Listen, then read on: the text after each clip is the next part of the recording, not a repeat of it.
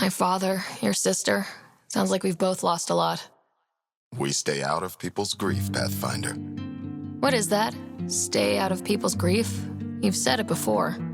The thing is, you and your father, not unique, just recent. Every initiative species, except maybe Asari and Krogan, went into cryo with friends and family and woke up knowing they were all dead. Everything we build begins with that. The unsaid start to the initiative. So yeah, we stay out of people's grief. How do you keep it from just spilling out? I let it. And my people stay out of it when I do. And I stay out of theirs. What's that old saying? Children with dead parents think everything is possible and nothing is safe. That seems like it fits anyone in the initiative. Or maybe everyone. Every pirate we brought to this cluster woke up with the same reality you did. Maybe think about that when shooting doesn't have to start.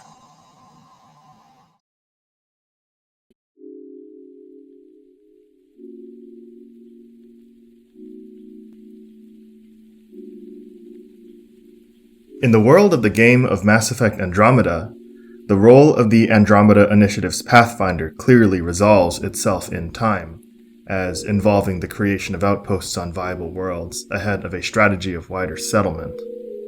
The Initiative, an organization of beings that leapt without looking, an organization that binds communities from the Milky Way galaxy, all of whom left home 634 years before, lacking all recourse to return in the case that everything was to fall apart.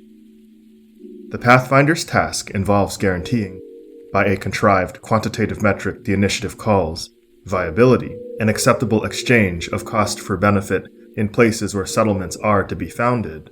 Of interest to us is one specific case on the satellite world of Eladon, in which the initiative will not authorize a settlement without the fulfillment of a series of specific conditions, of which perhaps the most conspicuous is the destruction and the clearing of a nearby settlement called Misery, colloquially known as the Flophouse.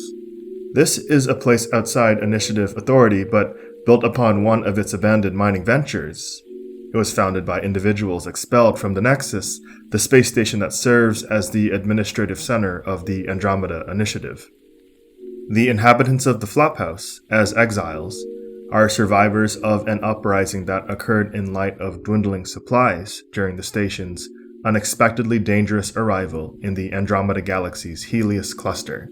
Those who contested rule by the Nexus authorities were either killed or ejected from the station under the leadership of the initiative's new director, Jaren Tan, the authority of the exiled insofar as they were members of this project in which they'd once had a stake, in which was once centered their aspirations to thrive or their compulsions to escape into something absolutely different or greater. In short, the authority of the exiled to claim ownership in the mission of the initiative which brought them there as their charge is abolished in full. The exiles are left homelessly to scatter across the cluster against constant threat of violent interventions serving Ket, initiative, resistance, and Rokar interests. With the exception of Nakmor Morda's new Tuchanka, home of the Krogan exiles, and of Aeneas Paradise, which has a stranglehold on native supplies of water, the Flophouse is the only other prominent settlement of initiative exiles in this region. There is strategic value in a lighter approach with these other local political forces, but no such option is provided in the case of the settlement of Misery. The task of clearing the land of Misery, of emptying the Flophouse of its inhabitants, is granted optionally as an insinuation by a Krogan scout who was injured in a raid by a band of exiles based there. But his delivery of the exact content of this mission is subtle.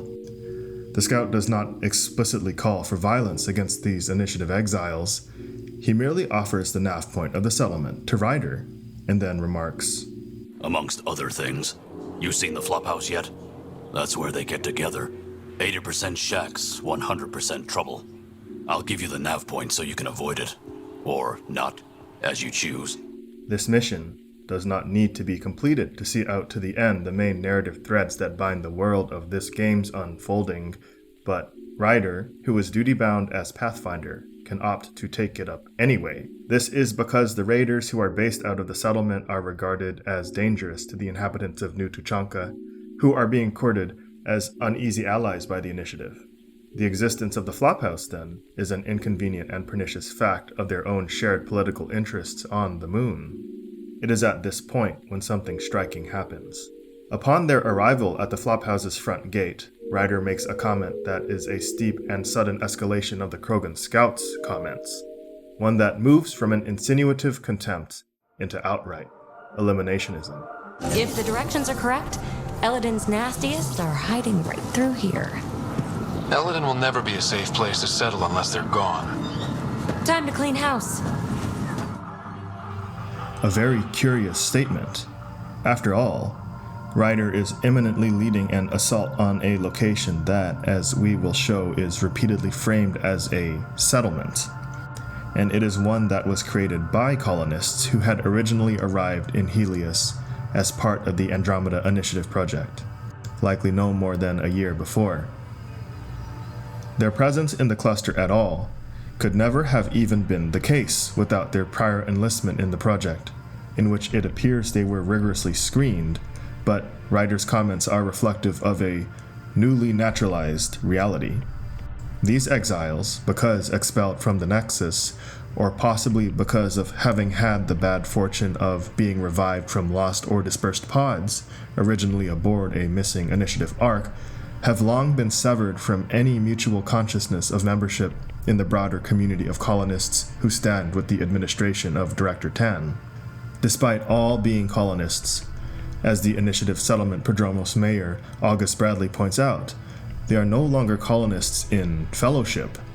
To Ryder, an Initiative exile is effectively indifferent from a Ket soldier, who is of another collectivity whose hostility arises as a basic and violent disinterest in mutual relation.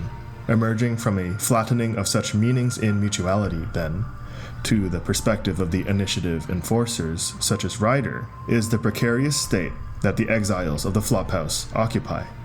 The state of being vicious and dangerous obstacles to progress, to be excised like a tumor from the lands the Initiative means to open for settlement. This is why the establishment of an Initiative outpost on Eladin would be, to Ryder, the first settlement, in a world that is at last viable for settlement, even as this is a world that already has multiple settlements, whatever this metric of viability means in practice.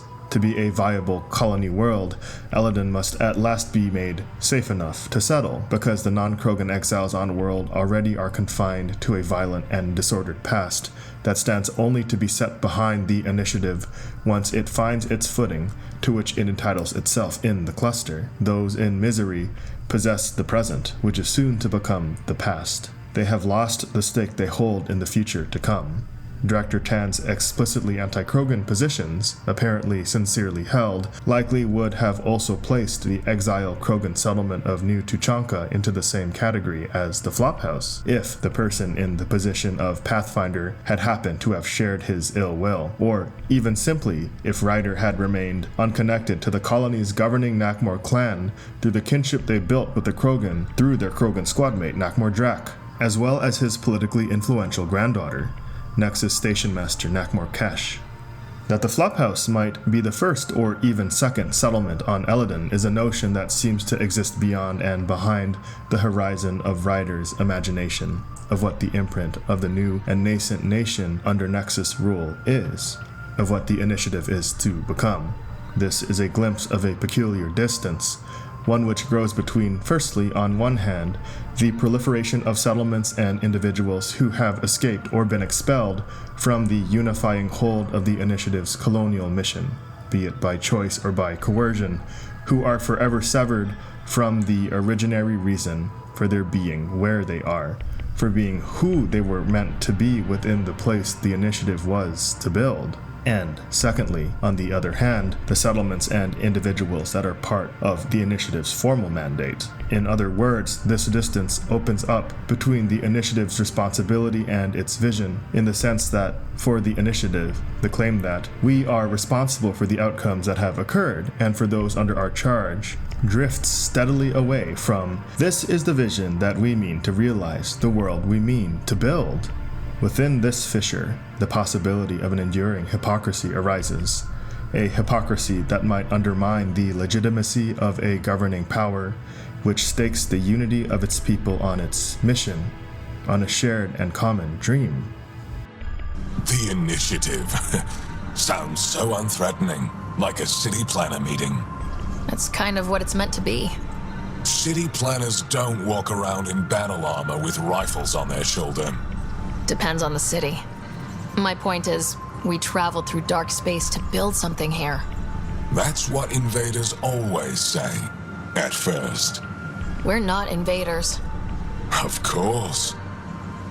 The possibility of this hypocrisy, of the insistence on an inconsistent consistency that elides rather than bridges this growing divergence between the initiative's practice and its vision, is not lost on Ephra de Tershav, likely the most politically powerful Angara in the cluster, and the leader of the Angaran resistance against their longtime Ket invaders and oppressors. And whereas the Angara of Aya do not lay claim to Eladin, they do, however, appear to recognize the planet Kadara as an occupied possession of the Central Aya government.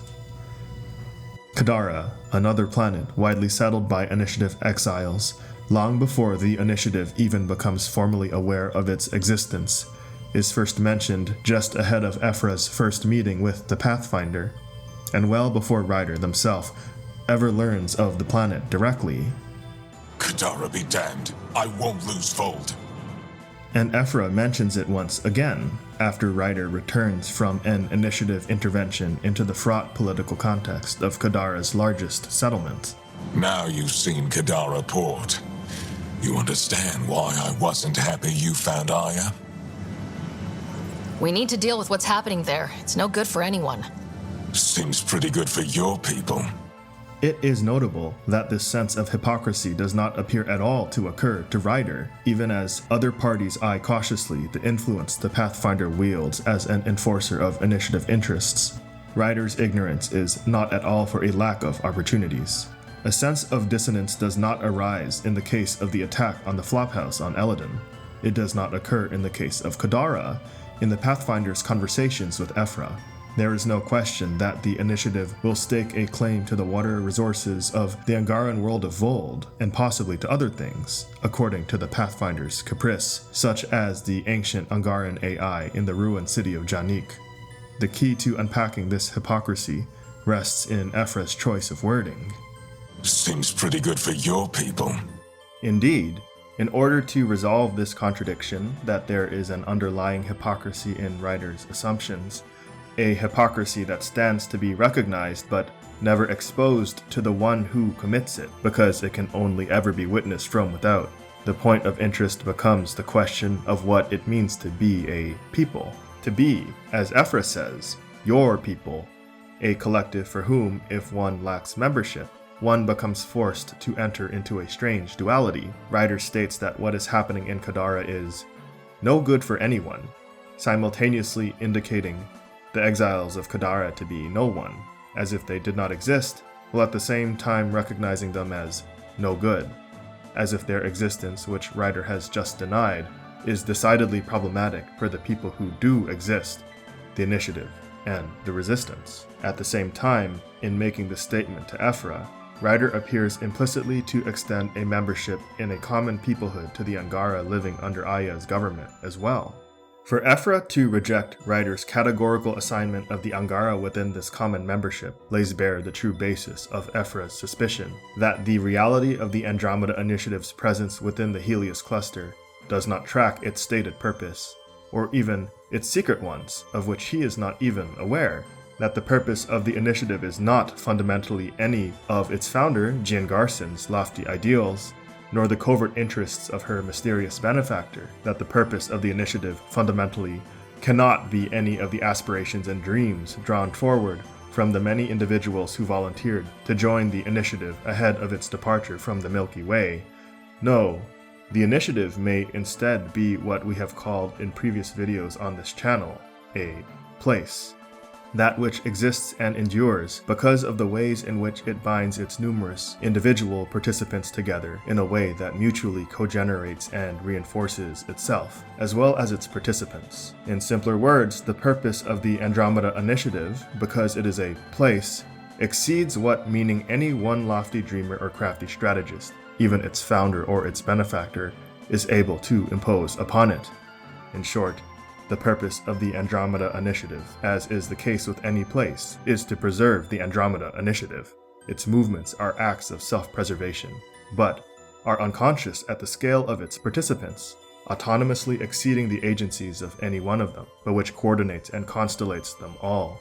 This movement of being in a place involuntarily binds and rebinds everyone who comes into contact with that place every single time that they do, be they the Angara of Aya, the Rokar, or the Ket, be they the Krogan exiles or Sloane Kelly's outlaws, or the Charlatans collective.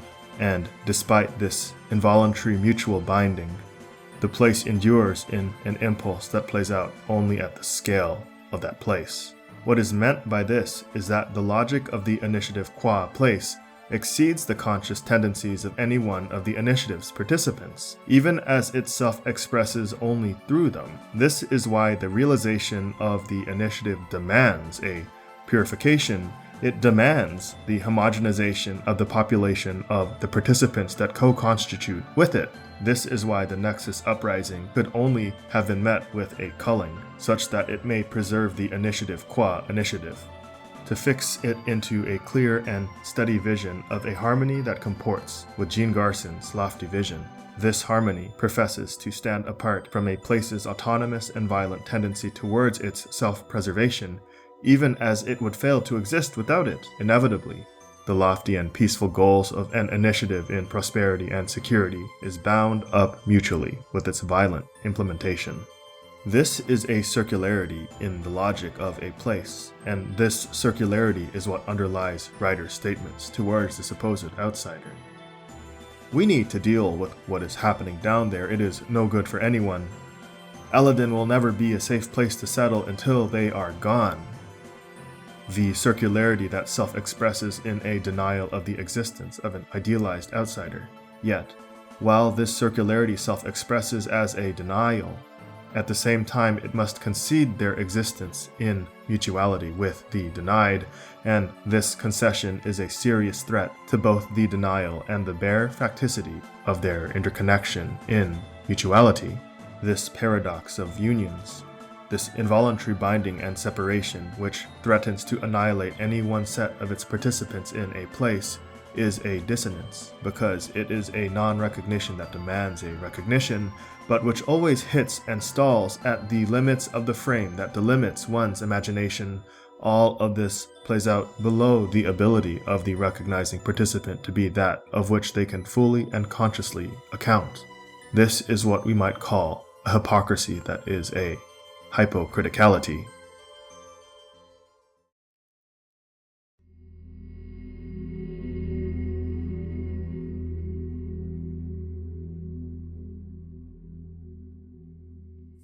Let's take the chance here to flesh out hypocriticality's expression in the context of Eladin. The initiative assault on the Flophouse is one of the most tedious and diciest tasks that Ryder's squad faces, apart only from, perhaps, the storming of the extensive Ket installations on Eos and Vold.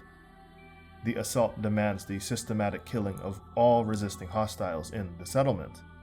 The final task is literally presented as clear scavengers from the Flophouse, up to and including the warlord who presumably serves as its sole leader, a Krogan named Strogjaw Grog. The totality of the resistance at this settlement, Ryder indeed encounters no non-hostiles in this location, and ahead of certain checkpoints there are a functionally infinite number of hostiles, raises several questions that in our context are worth considering. The first is the question of the kind of a place the Flophouse is. Ryder appears to regard it first and foremost as a paramilitary installation, as an armory, as a command post for vicious and marauding gangs of hostile and violent raiders.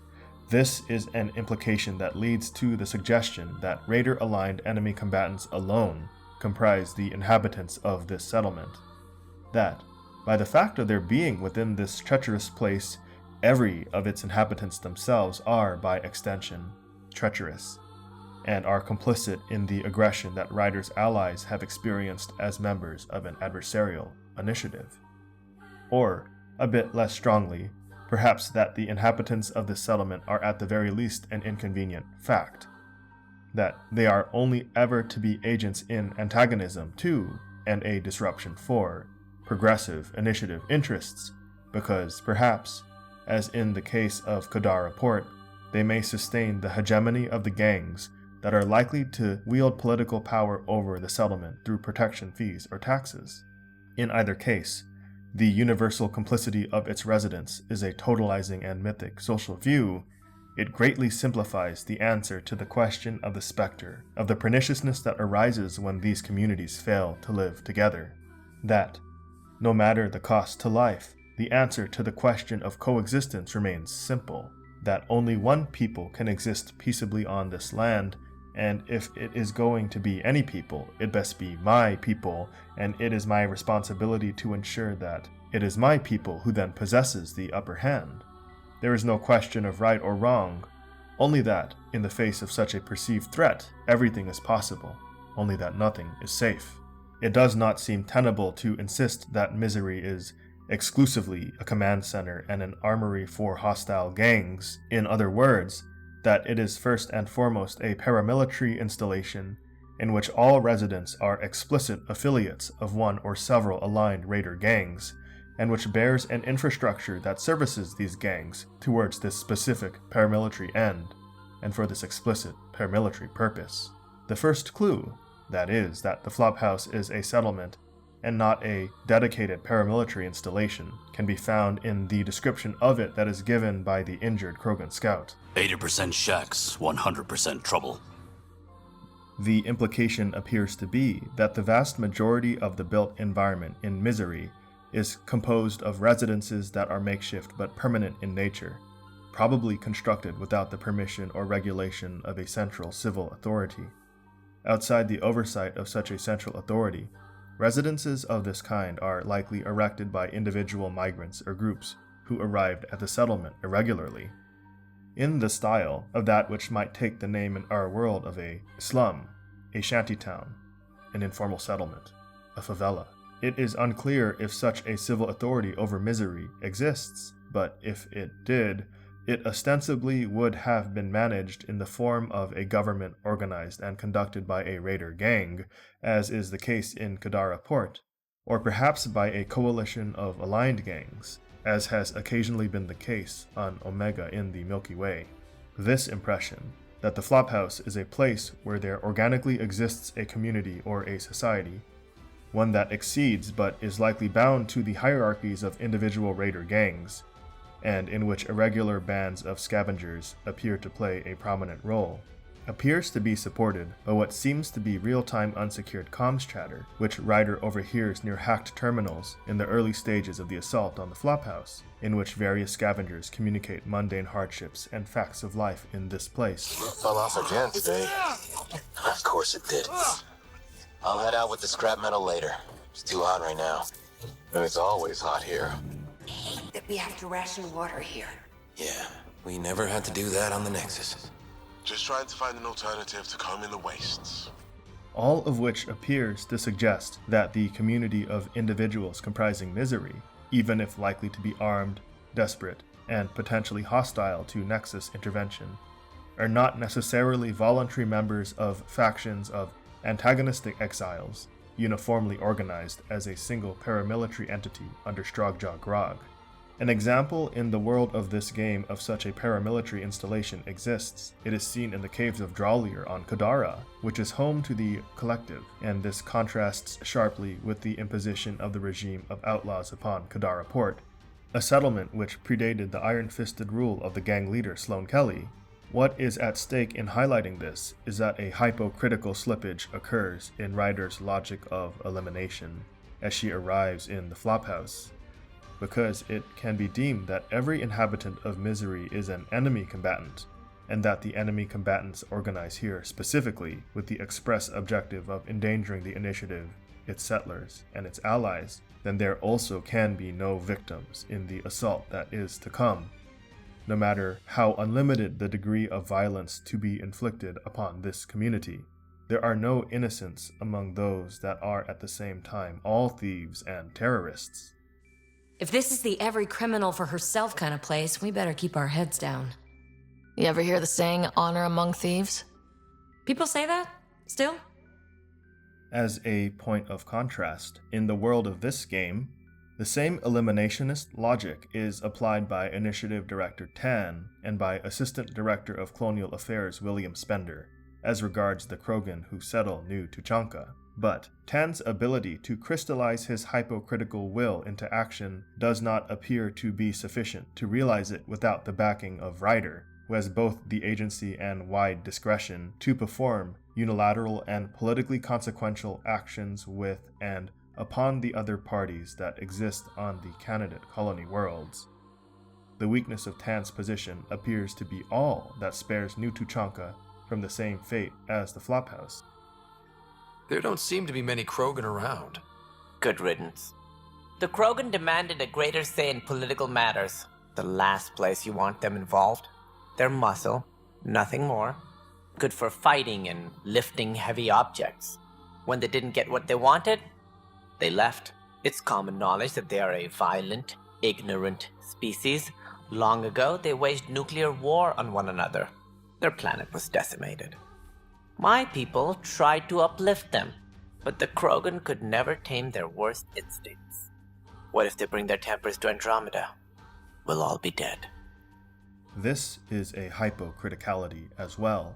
Because it is a circular prejudice, Tan forecloses the possibility that the Krogan may reach a future that might stand to be different from past tragedies. The foreclosure of these futures depends on a deeply pessimistic and selective view of the past, but it is not merely an observation, it is also a demand. Tan demands that the facts of the past not just be noticed but also enforced. There are institutional actions undertaken within the present day in order to assert the legitimacy of his view that, because the Krogan are known by common knowledge, already to be set up to fail to realize these new futures that fail to be the past, Tan is inclined to move in order to guarantee, in present action, that the future remains also the past. This is what makes a strange turn of phrase of the Trail of Hope, the name given to Ryder's principal mission in Andromeda, up until the establishment of a formal nation-to-nation relationship with the Angara of Aya. Paradoxically, the initiative leaders at the same time embrace a myth that they are trailblazers. To be a trailblazer implies that one is at the head of the trail that one is blazing. The trail, in other words, is what lies behind you, qua trailblazer. In such a trail of hope, hope and expectation are not then progressive elements that reach endlessly forward into an uncharted future. Instead, to the trailblazer, the trail that is of hope is observed only in looking backwards upon the trail that is always being made. To look backwards unto the past, to satisfy a trail of hope is to fulfill one's own self-prophecy. It is to bind the future to the past. The entrenchment of this trail self-realizes as a pathway for others to follow, and which imposes hypocritical limitations on those therein who take action within the present. The ones who follow the trail of hope, then, are constrained in the present by a future always bound by a backwards-facing view. One's sense of progress does not express as a forward motion into a better future, but instead as a future that is actually a rewritten past that escapes forever beyond the horizon of the present in all directions. It is perfectly immanent. To attempt to realize such a contaminated future is instead to call forth deep echoes of the past. A true emergence appears perpetually out of reach, because to trace the trail of hope is to never escape oneself. This is the basis of Tan's racial comments on the Krogan. It is embedded in the very notion of hypocritical progress, and it is why there is no basic ontological difference between Tan's treatment of the Krogan and Ryder's treatment of the exiles at the Flophouse.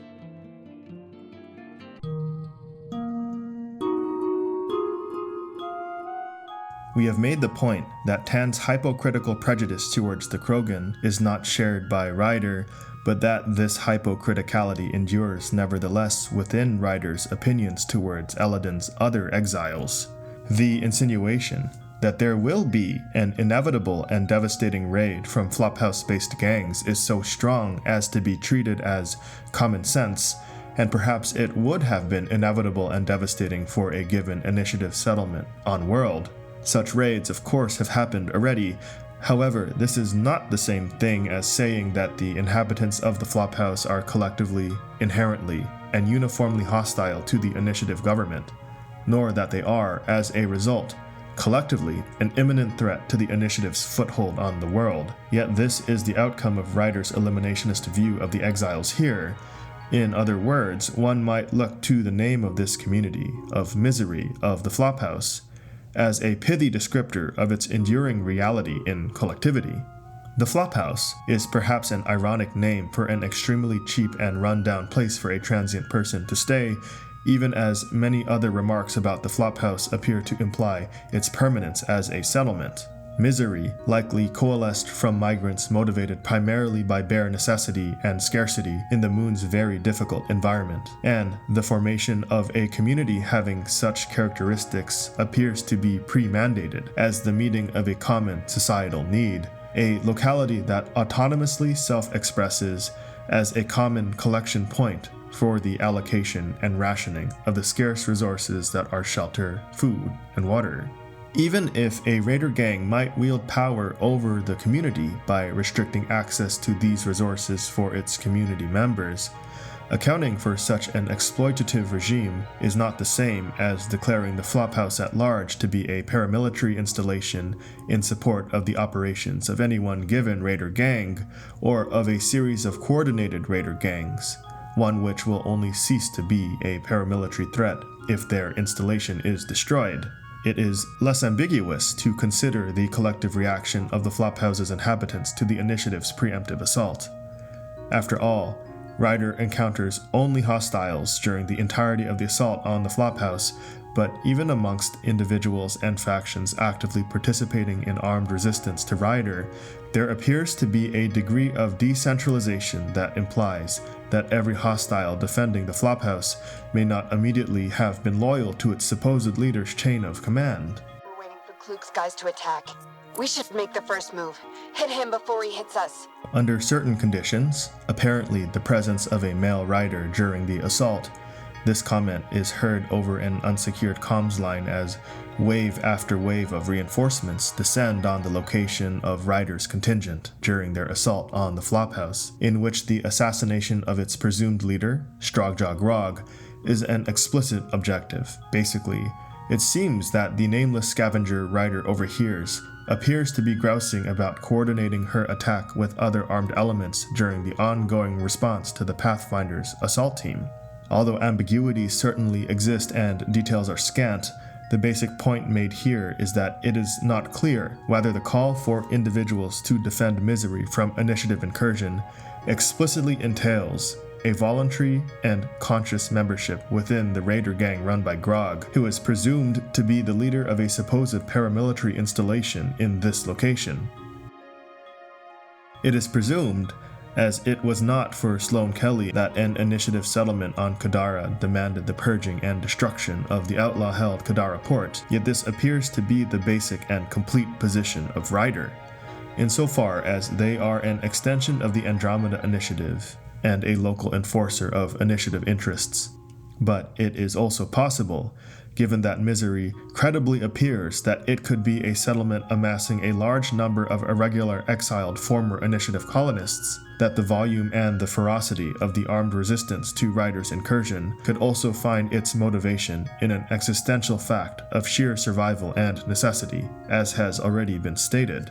The basic point here is that the Pathfinder's team is an assaulting hostile force with a vested and unwavering interest in destroying and dispersing the community itself. This appears to be under the hypocritical pretense that the community is a paramilitary installation belonging to raider gangs, if it is not it seems plausible to claim that this threat may already have served adequately as a unified call to arms for an anti-initiative resistance. After all, Eladin is a place where severe scarcities of water, food, and shelter are a universal fact of life, and where death by exposure can occur in a matter of minutes. In light of these conditions, there does not appear even to be viable short-term alternatives at scale for initiative exiles stranded on Eladin if they are not Krogan aligned with the interests of Nakmor Morda, or if they are at odds with Anea in her autocratic settlement at Paradise. The Flophouse, then, appears to be the only logical destination for the securing of shelter and resources in this region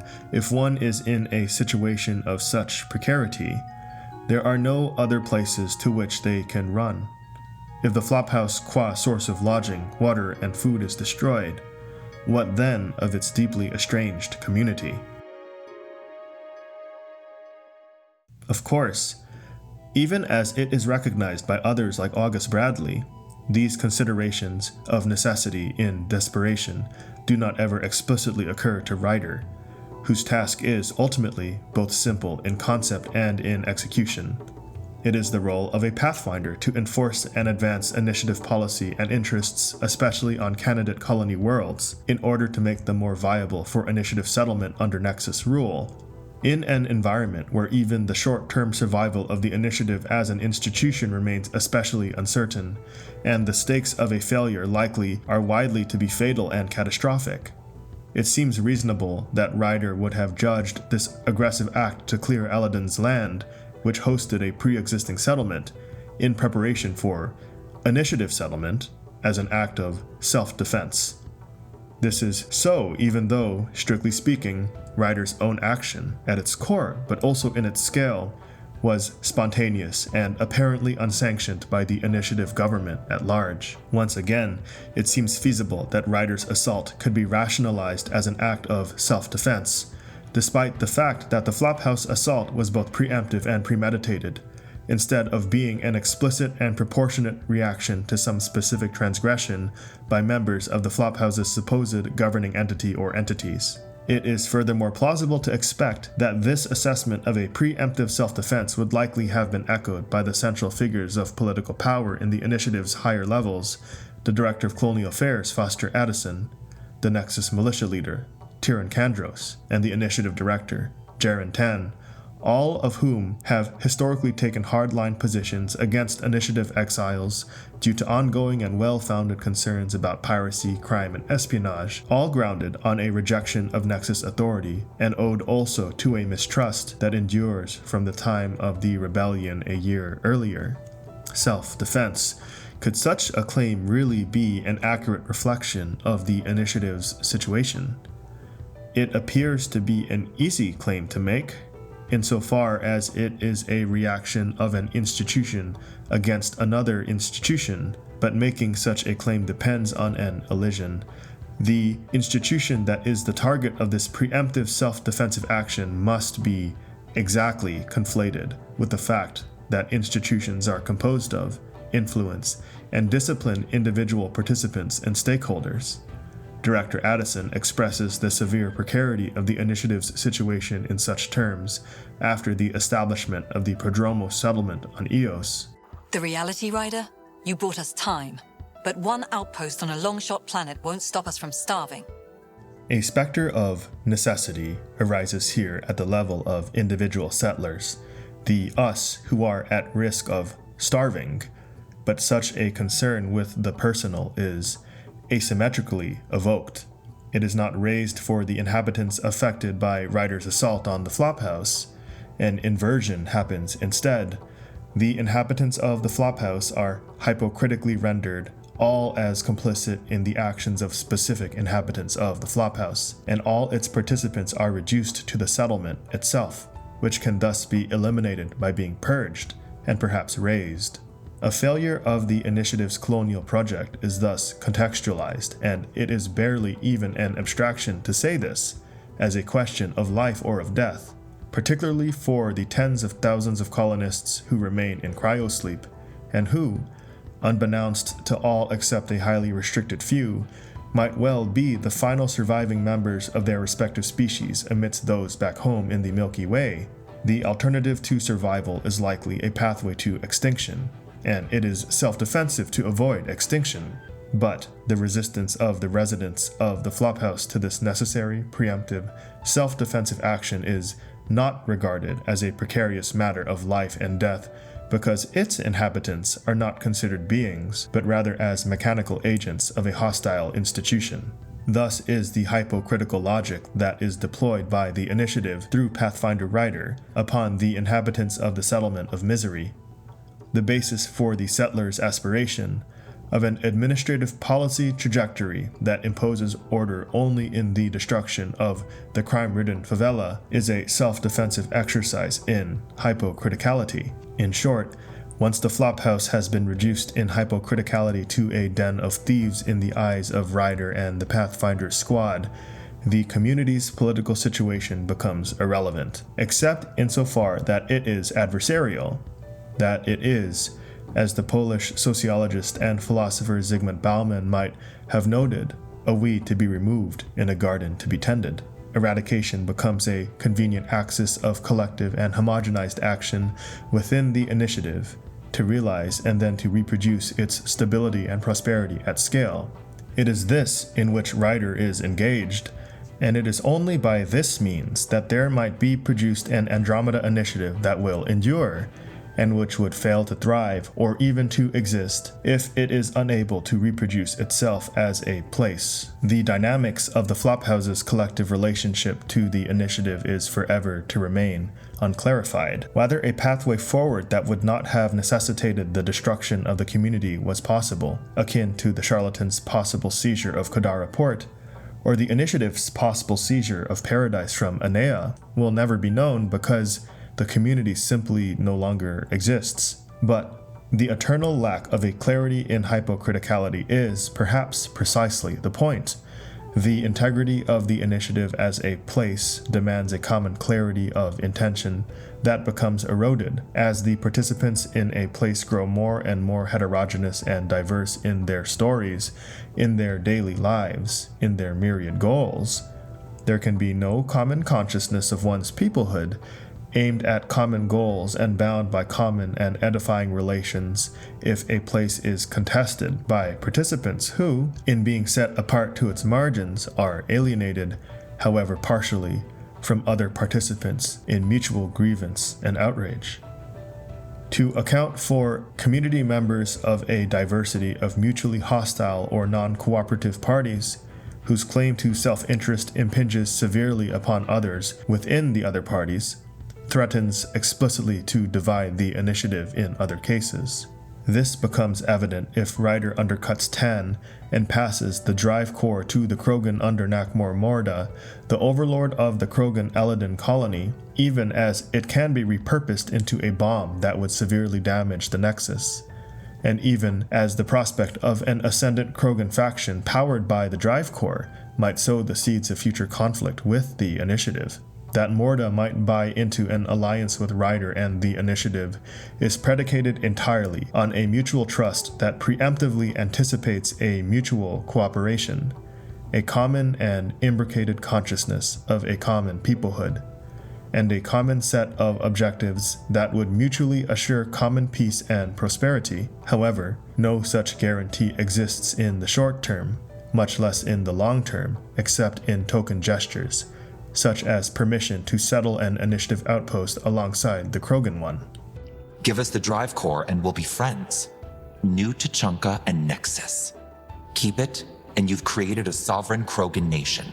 We don't abide by Nexus laws or owe you anything, even peace. In short, Tan's xenophobic instinct of suspicion cannot be escaped.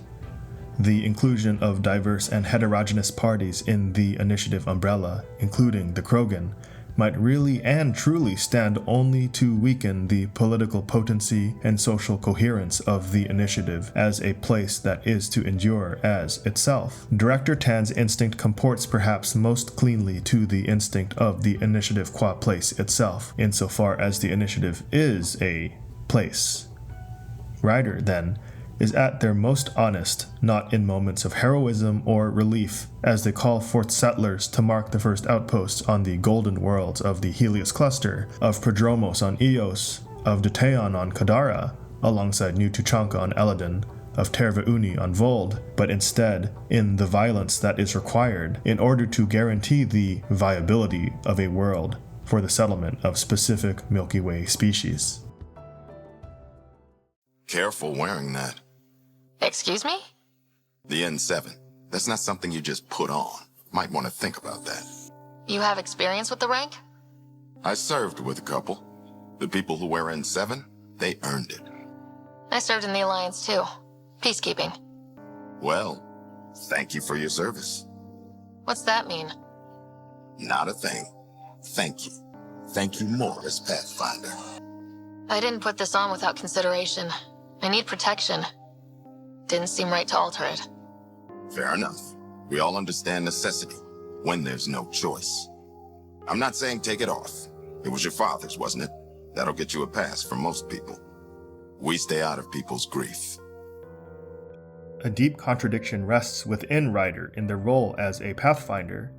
Although Sarah and Scott Ryder each held different careers prior to joining the initiative, both of them were forced from their positions and career aspirations due to unspecified associations with their father's illegal AI research. In the longest-running task in the course of the game, Alec Ryder, the originally intended human Pathfinder and the father to the twins, methodically conceals many details about the past, including the fate of their mother, as well as highly sensitive details regarding political circumstances surrounding the initiative's formation, from his children, even as he entrusts one of them, far out of the standard protocol, with his role. In other words, the junior rider who becomes Pathfinder does so under circumstances that are entirely unclear to them. They are placed in media res, and because of this they cannot bear witness to the motivations of the past that led them to their moment. At the same time that Ryder fails to be conscious of their past, they too fail to be conscious of the pathways to their future. As Pathfinder, they are required in the present moment to satisfy the heavy task of guaranteeing a future for a fledgling and struggling society, given poorly understood and extremely risky means and conditions. In the meantime, numerous cases of Ryder's lack of experience in the role arise early on in their story. Ryder fails to win the confidence of the initiative brass upon their first meeting on the Nexus. They often fail accurately to coordinate or manage their independently minded team members, nearly all of whom are far more experienced and perhaps even ideologically motivated than they. This lack of control in disrespect manifests most acutely when Ryder's subordinate, Liam Costa, is forced to ask them for a favor to account for a mistake when he nearly leaks highly sensitive nav points to the Ket as part of a secret project. Ryder is somehow successful in meeting the sudden and heavy commitments of the role, but their ability to accomplish these objectives appears ultimately to have little to do with their specific capabilities as an individual and distinct human being. This is something that the Archon, the leader of the Ket contingent in the Helios cluster, explicitly realizes. I believed you, fitting rival, that you are a false thing, a lie. Once I saw what made you special, your connection. I knew how and when to take it from you. All I need to start is an implant like yours. And thanks to your memories, I know who else has one. Fall to darkness, Pathfinder. You are almost worthy. In other words, it is perhaps by their father, Alec Ryder's design, that the role and the accomplishments of the Pathfinder that succeeds him are to be almost exactly interchangeable between his two children, Sarah and Scott, no matter who was to take up the role after his passing. The most important aspect is that the Pathfinder has access to an unusually adept and complex artificial intelligence, Sam, the source of Alec's dedication as he searched for a way to save his wife and their mother from illness. Sam is the reason Ryder is able at all to establish any credibility before the initiative leadership, the Angara, and even the Ket, because he permits the Pathfinder, at least at first, to interface with and exert control over remnant technology, including over all the vaults that could now be used to terraform the so-called Golden Worlds, and at a breakneck clip that would suit the initiative's timetable for colonization. The rider who becomes the new Pathfinder is severed from the story of a past that they possess in part but that they do not own, even as it leads them to this point of relevance and importance in the present. Rider has not earned the place that they must take within their place, but none but one of the twins can fill that role. This is the contradiction that August Bradley confronts in Rider over their wearing of their father's N7 armor, a title that they also did not earn, and which signifies a depth of experience and wisdom that neither rider could even begin to conceive. That same rider is, at the same time, severed also from the future they seek to own but that they do not possess. Rider does not even understand what the vaults even properly do, or why they were built, but none of this can stop them from taking the actions they must take in order to guarantee the endurance of the initiative as a place. They seek to secure a future for the initiative that they can neither understand nor anticipate. Bereft of past and future, but owing everything they are to both, Rider is left within a present moment, one that they also do not own. After all, they are both absolutely interchangeable with their twin, and could have just as easily been trapped in a damaged cryopod instead of filling the role of a Pathfinder. The pathway to their future success is rooted in a past that was written for them, and that has been pre-prepared for either one of them. Even as Rider is blindly tethered to both past and future, the task at hand would never have been accomplished without them, even as it appears to play out in spite of either of them. Rider's blind affirmation of this past, symbolized most pithily in their dad's N7 armor, which they might don before a scornful August Bradley, even as they have not earned the right to wear such armor, and even as they fail to grasp how their fleeting combat experience barely stands to compare to it, is nevertheless the legacy that saves them again and again, that allows them to trace this trail of hope at all in the first place, to navigate this present from a lost past into a murky future, which at the same time collapses in hypocriticality into an ever-changing present moment in which they articulate the trajectory of the Andromeda initiative at large. When Rider storms the flophouse to raise it, this in itself is an affirmation of everything that had led them to this point. It is an affirmation of the initiative's unsaid start, that they can never turn back without dying, but that there is nowhere they can turn without affirming their tethers to lost pasts, to be overwritten only in tracing this desperate trail of hope. It is so at every scale.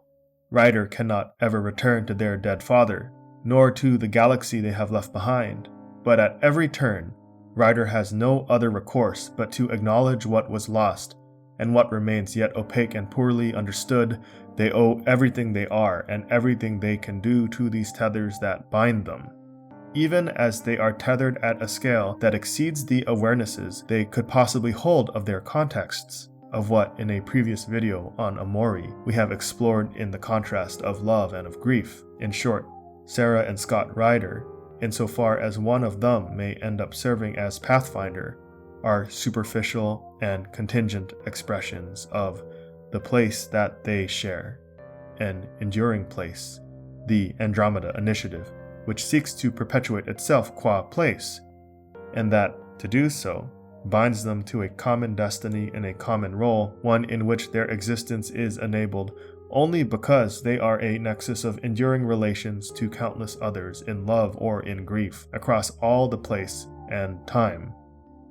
Pathfinder Rider is, before anything, a participant in a place that exceeds them, a place that endures without them, but which only comes into being in and through them, even as this entails the struggles that bind them in violent hypocriticality to all those who might threaten the they who they are.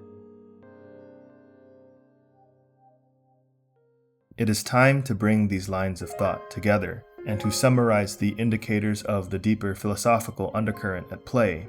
We have made the case already that the Andromeda Initiative is a place. A place is that which comprises enduring relations that bind the many participants who come and go.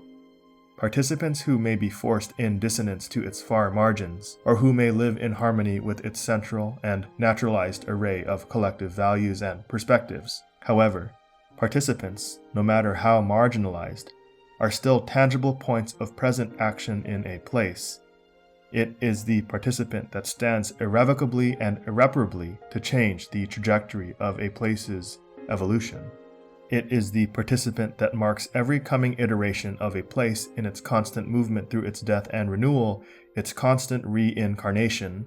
At the same time, we have made the case that places tend autonomously to converge on a state of static completion, and that this convergence requires a stability that can only be achieved once a place coalesces around a clear common sense of itself, a common cause and basis. In short, by the homogenization of its participants around such common bases. This homogenization can self-express in several forms, including, as we have explored here, repression. In short, it is the autonomous self-expression of a place that is, among other things, the basis of violence.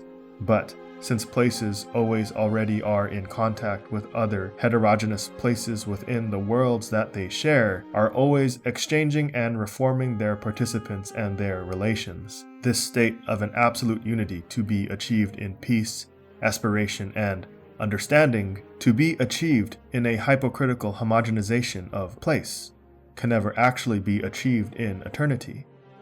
A place, in terms we have put in other videos, is, in the movements of its reincarnation and regeneration, also always already passing away. This paradoxical circular duality, to be a participant who co-constitutes a place, but who at the same time must acknowledge the inability of a place to embody themselves as its unitary, eternal, and static ideal.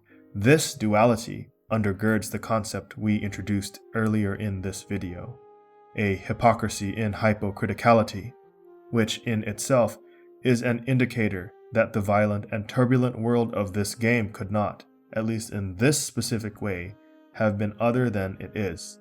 There is no obvious basis of villainy or heroism in a place because its common cause is hypocritical, and because no one person is essentially entitled to their place within a place. This is why Pathfinder Rider can encompass the contradictions that not only behold them, but that actually constitute them in full in every instant as they blaze the trail of hope that promises, utopically, to lead them to their future and their past. What then of the participant, amidst this deep tension in hypocriticality, of the pulse of the life that governs a place, that governs the terms of the coexistence of its participants? What then of you and me, who are ourselves participants in our places in the real world, the world from which we come and in which we live? Who is it that governs the rules that lead to these enduring movements of hypocritical participation, which sometimes privileges and sometimes oppresses any given one of us in specific ways and under specific conditions, always systematically, but which certainly always preempts and underlies the conditions by which these very relations can come into being? Who is it that granted the provision that such institutions would form to reinforce or address these differentiations upon those who are hypocritically claimed to fall under its domains of authority? What then is the basis of the state that is a place? No one participant owns the autonomous impulse of the places in which they are compelled, involuntarily, to participate. Ryder, as a particularly well-situated participant in the initiative, excellently highlights these qualities, especially because they manifest precisely despite their influence and accomplishments as an initiative pathfinder. Sarah, or Scott, Ryder, is but a singular moment in a place, a contingent culmination of relational interactions far exceeding their own individual ambitions, abilities, and imaginations. Ryder's imagination is clearly blinkered, as they are bound to tethers that extend far beyond the horizon of their present experience, bound by their ties into the past, into the stories and the efforts, open or covert, of their parents, and into a fluid and unpredictable collective future that they are tasked somehow to secure. And just as Ryder does not own their past and their future, their inability to meet the moment qua secluded individual, but their ability to meet it qua participant in a place is also the reason why Ryder does not own their present either. Any agency they undertake in the moment of their present action is owed to an acknowledgement of these tethers to a past and a future that always already exceeds them. Despite all of this, Ryder remains the conduit through which the initiative carries out its own autonomous self-expression, however aware or unaware of this movement they themselves may be. In short, participants are so finite as not ever to be privy to a deeper knowledge of the way the world is, of the world's truth, to which they could repair as if they existed above and beyond it, to witness it as if they were God. A participant, or an aligned coalition of participants in a place, may seek to canonize and to fix a meaningful articulation of the way the world is, that conveniently conflates it with their limited and homogeneous collective, their sub-place within their shared place. They can do this by actively and consciously abetting the hypocritical homogenization of their place, as it is, for instance, with Ryder's storming of the Flophouse. But the exercising of such an agency, because carried out at the scale of participants and not of a place at large, is never able fully to actualize a total homogenization of their place. Instead, a place is beyond all possession by any one participant or subset of participants.